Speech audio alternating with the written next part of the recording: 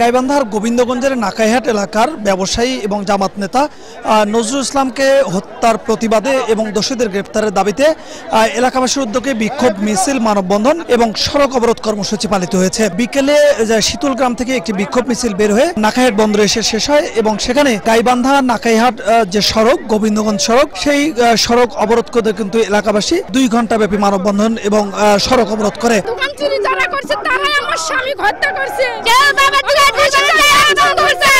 কেন ধরা হলো না?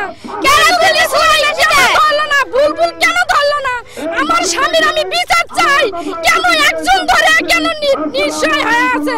আমার স্বামীর আমি বিচার চাই, ফাঁসি চাই, ওদের আমি ফাঁসি চাই। আমার স্বামী কোনো অপরাধী নাই, আমার স্বামী একজন খুব ভালো মানুষ ছিল। যারা খুন করেছে তাদের ফাঁসি চাই। কেন পুলিশ টাকা খায় বসে আছে? টাকা সবাই অপরাধ। ওই শিশুরা কি খুনি?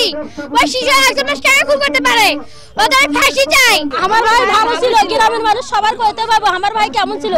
আমার ভাই কারো চুরি চেষ্টাও করেনি, কোনো কিছু করেনি, সৎভাবে আমার ভাই চলছে। নজরুল ভাই কবরে খুনি কেন বাইরে?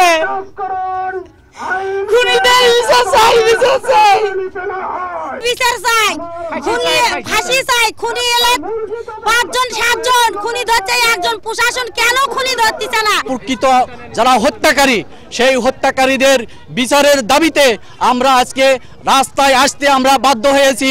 যদি আমাদের দাবি না মানা হয়, আমাদের দাবি যতক্ষণ পর্যন্ত না মানা হয়েছে ততক্ষণ পর্যন্ত আমরা এখন পর্যন্ত এখান থেকে আমরা উঠবো না। খুনির সন্ত্রাসীরা রাতের অন্ধকারে তাকে হত্যা করা হয়েছে, জবাই করে। আমরা এলাকাবাসী আজকে রাস্তায় নামতে বাধ্য হয়েছি।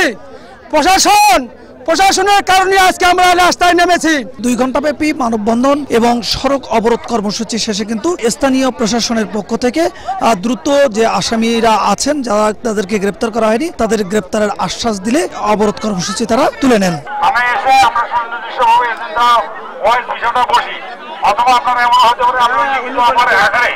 আপনাদের কি কি দাবি দেওয়া, কাকে আপনার সন্দেহ করেন না, কাকে তুললে আপনাদের সুবিধা হয়, এটা অতি গোপনে, মানে অনেক বেশি লোকের সামনে এটা ডিসকাস করার কোনো সুযোগ নাই।